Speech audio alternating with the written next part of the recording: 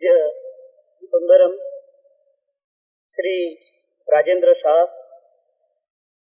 પૂજ્ય કાકા સાહેબ, કલાકાર મિત્રો શ્રી શાંતિભાઈ સોમૈયા, શ્રી પુરુષોત્તમભાઈ કાવડિયા, આચાર્ય ડોક્ટર મહેન્દ્રભાઈ પંડ્યા, શ્રી હુલિયાલકર, શ્રી સામંત અને મિત્રો, હું જ્યારે અહીં સુંદરમનો પરિચય આપવા ઉભો થયો છું ત્યારે રહી રહીને એક પ્રશ્ન હું મને જ પૂછી લઉં છું, હું કયા સુંદરમનો પરિચય આપવાનો છું? સુંદરમ થયા એ પહેલાના ત્રિભુવનદાસનો, કાવ્યમંગલા, વસુધા ને યાત્રાના કવિનો, અર્વાચીન કવિતાના વિવેચકનો, ઇતિહાસી અને ઉન્નયનના વાર્તાકારનો, દક્ષિણાયનના પ્રવાસ લેખકનો, સાવિત્રીના અનુવાદકનો કે શ્રી અરવિંદ આશ્રમમાં યોગ સાધના કરતા સાધકનો? આમાંથી કોઈ એક સુંદરમને અલગ તારવીને પ્રગટ કરવાનું કામ તો ખુદ સુંદરમને માટે પણ સહેલું નથી. એમના વ્યક્તિત્વના આ બધા જ આવિષ્કારોનો સરવાળો કરશું અને આપણી પકડમાં જે આવશે એ અને એટલું જ સુંદરમનું વ્યક્તિત્વ હશે. કદાચ આ રીતે કોઈ પણ સર્જકના વ્યક્તિત્વના એકાદ અંશને પામવાનું શક્ય બને, પણ વ્યક્તિત્વની અખિલાઈ તો શક્યતાની પેલે પાર એટલે કે શબ્દોની પેલે પાર એ હંમેશા રહી છે. સુંદરમે જ કહ્યું છે, શબ્દોની મારી નિતબાંગ અશબ્દ અર્થે. સુંદરમની કવિ તરીકેની કાયાપલટ થતી રહી છે. એમને હરિરથના યાત્રિક કે વસુધાથી દેવ સુધાના કવિ કહીશું તો એ તો નર્યા ઓળખપત્રો છે. પિન પરિવર્તનની એમની આંતર પ્રક્રિયા સમજવા જેવી અને છતાં ન સમજાય એવી અવસ્થા છે. બાવળની શુષ્ક નિરસતાનું એમણે ગુલછડીમાં રૂપાંતર કર્યું છે. પુષ્પધનવાનો કવિ પાવિત્ર્ય ધનવા સુધી પહોંચે છે. કામદેવ એ શામદેવમાં પલટાઈ જાય છે. ઘણું કે ઘણું ભાંગવું, ઘણો ઉઠાવ મારી ભુજા એમ કેનાર કવિ કહે છે, હું પુષ્પ થઈ આવીશ તારી પાસ. આમ પણ સુંદરમનું વ્યક્તિત્વ એ અનાક્રમક છે અને ઈશ્વર પાસે પહોંચવું હોય તો એ અનાક્રમકતા, એ હળવા મનનો સંકલ્પ એ કહે છે, હું પુષ્પ થઈ આવીશ તારી પાસમાં, તું બાળ નાનું ખેલતું પોતે તરુની હેઠળે, હું તપ દઈ તારા શિરે ટપકીશ, તારી આંખનો ભોળો અચંબો કીશ, ભલે તું પાંદડી પીંછી પીછી મેલે ઉડાડી આભમાં, હું પુષ્પ થઈ આવીશ તારી પાસમાં. અને એટલા માટે હરીન્દ્રએ સુંદરમને માટે એક વાક્યમાં ઘણું બધું કહ્યું હતું કે સુંદરમ એ તો શિશુની આંખના ભોળા અચંબાના કવિ છે. ને કાયાપલટની વાત કરી તે શું કે છે? વસુધાનો કવિ કે છે, કને મેં જંખી છે પ્રખર સહરાની તરફ. આવું કેનાર કવિ હવે એમ કે છે, અતિ જંખી જેને પ્રખર સહરાની તરફથી, અહીં તે છે હવ સકલ નભના નીર લઈને. તેમાં તે સહરાની તરફનું શશીની શાતામાં રૂપાંતર થાય છે. તમસની ગુંગળામણ અને તે જ તત્વ માટેની મથામણનો નકશો એટલે સુંદરમની કવિતા. તેમની કેટલીય કવિતાઓ આધ્યાત્મિક આત્મકથાના અંશ જેવી છે. એમાં તે જ તત્વ માટેની મથામણ છે, તિમિરની ગુંગળામણ છે. એ પોતે કે તમે એની કવિતાના સંગ્રહો જુઓ અને કેટલીક પંક્તિઓ બાજુ પર તારવો તો કે છે, તિમિર સંગ તકરાર અમારે તેજ વિના ન કરાર, ભસ્મ કરવા તમસ વગડા.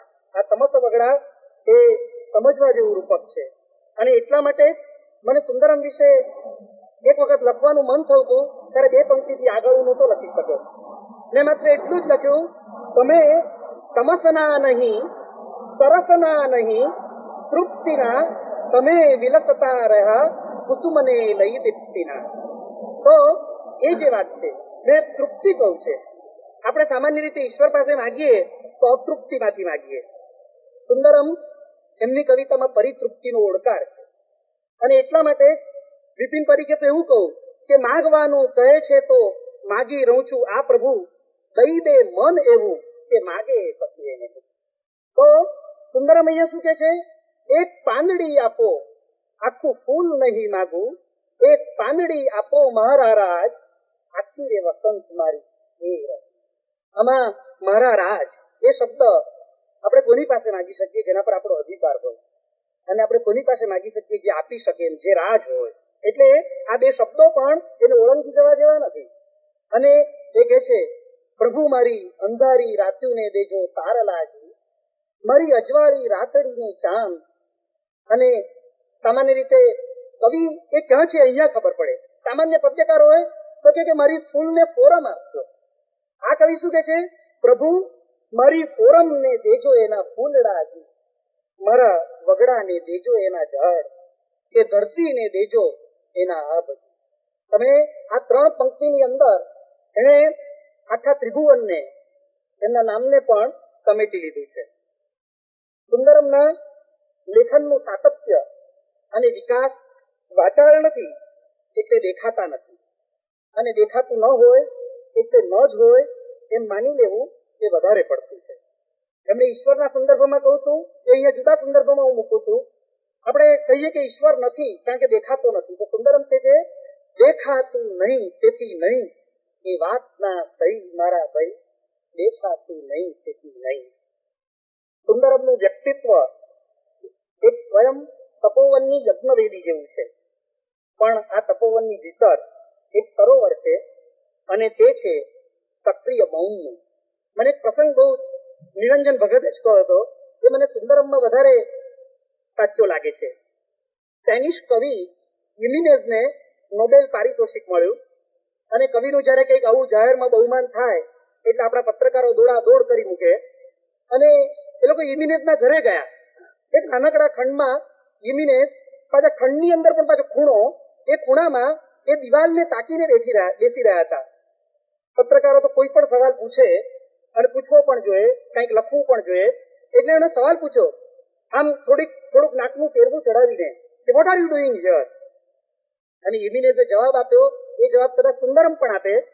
યુમિનેઝ કહે છે I am facing my silence, perhaps I may get an answer.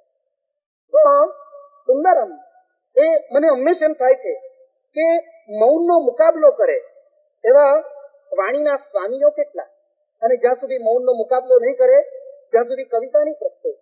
Chinese કવિએ તો કહ્યું છે કે કવિએ કંઈક કરવાનું છે, માત્ર બેસી નથી રહેવાનું. તો શું કરવાનું છે? We knock upon silence for an answering music. Sundaram અને ઉમાશંકરના પગલાથી જે એક નવો પંથ છૂટ્યો છે ત્યાં આપણને રાજેન્દ્ર અને નિરંજન મળે છે. કેટલાય નવા કવિઓની કવિતાના નેપથ્યમાં રાજેન્દ્ર અને નિરંજનની કવિતા છે. રાજેન્દ્ર એ પોતે પોતાનો અને પોતાની પ્રકૃતિનો પરિચય, પોતાની કવિતાની પ્રકૃતિનો પરિચય આપી દીધો છે. એ કહે છે નિરુદ્દેશે સંસારે મુજ મુગ્ધ ભ્રમણ, કોઈ પણ ઉદ્દેશ વિના. આઈરિશ કવિ પેટ્રિક કાવાનાક પણ આ જ વાતને આમ મૂકે છે, my purpose in life is that I have no purpose. અને કહે છે ક્યારેક મને આલિંગે છે કુસુમ કેરી ગંધ, ક્યારેક મને સાત કરે છે કોકિલ મધુર કણ, નેણકો ઘેલા થાય નિહાળી નિખિલના સૌ રંગ. પણ આ અખિલ નિખિલના રંગ એટલે શું? કોઈ પણ સમર્થ સર્જકે બધી પરિસ્થિતિઓને પામવી રહી. પ્રકૃતિની રુદ્રતા અને રમ્યતા, માનવ પશુની ત્રાડ અને માનવ ઈશુના લાડ. રાજેન્દ્રએ 4 પંક્તિમાં ઘણું બધું કહી દીધું છે કે દર્ભમાં ચરતા ટોળા, કોમળાંગી મૃગોતણા, ગમે તેવી ગમે ઘેરી ગર્જના હિંસ્ર પ્રાણી કવિ છે. એમ કે છે કે પંખી ઉડે છે તો પછી કોઈ પણ કહી શકે. એ શું કે છે? ડાળીએ ડાળીએ ઉડે પંખીના છંદનો રવ, રેખાળી ગતિમાં કેવું કરે સૌંદર્ય સર્પનો. સુંદરમ અને રાજેન્દ્ર માટે એક શબ્દ પ્રયોગ એ પણ મૂકી શકાય કે બંને ગીતનું કલ્પવૃક્ષ છે. રાજેન્દ્રમાં वो बाजे ढोलक डब्बा सुरिया, वसंतरो रस गावेरी, कोई किसी की सुन नहीं पावे अपनी धून मचावेरी. નિરંજને નગર કાવ્યો લખ્યા છે, પણ રાજેન્દ્રએ નથી લખ્યા એમ નહીં. એમને એક પંક્તિમાં આ મુંબઈની તરુણતાનો પરિચય આપતો હતો કે અહીંયા તો એટલી બધી જળા રોશની છે કે અંધારાને ઉતરવા માટે પણ કશું ભોય નથી મળતું. તો રાજેન્દ્રની કવિતાના પરિચયમાં મુકાઈએ છીએ ત્યારે મને એક કવિતાની વ્યાખ્યા ક્યારેય નહોતી સમજાઈ, તે સમજાવવા માંગે છે. કવિતાની જે વ્યાખ્યા છે તે poetry is a speaking picture. તે કઈ રીતે સમજશું? રાજેન્દ્રએ હું બે જ પંક્તિ કહું. વનભૂમિને માર્ગે રાધા આવતી તળાવતી રે, લાલ માટીનું બેડલું ભરી જાય બિલોરી નીરે. વનભૂમિનો રંગ, પછી તળાવના નીરનો રંગ, લાલ માટીનું બેડલું એનો રંગ, અને કવિનો સંયમ કેવો કે રાધાના રંગનો તો એને ઉલ્લેખ પણ નથી કર્યો. તો એ poetry is a speaking picture એ ત્યારે સમજાય છે. સુંદરમના ગ્રંથ તપોવનનું ઉદ્ઘાટન એમની પછીની પેઢીના મુખ્ય કવિ શ્રી રાજેન્દ્ર શાહ કરે એમાં ઔચિત્ય પણ છે. પણ આપણે આ સુંદરમને કે રાજેન્દ્ર શાહને અહીં મળી શક્યા છીએ એનો બધો જ યશ સોમૈયા પરિવારને આપવો જોઈએ.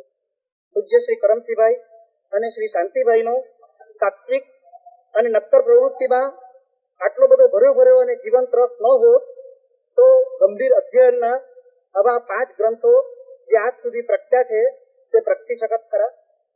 સમિતથી તપોવનની યાત્રા થઈ, પણ એ યાત્રા ત્યારે જ થઈ શકી જ્યારે સોમૈયા પરિવારે એ માટેનો માર્ગ મોટો કરી આપ્યો. આટલું કહી હવે હું શ્રી રાજેન્દ્ર શાહને વિનંતી કરું છું કે તેઓ તપોવનનું ઉદ્ઘાટન કરે અને એની પ્રથમ નકલ શ્રી સુંદરમને એમના વતી અને આપણા સૌના વતી ભેટ કરે.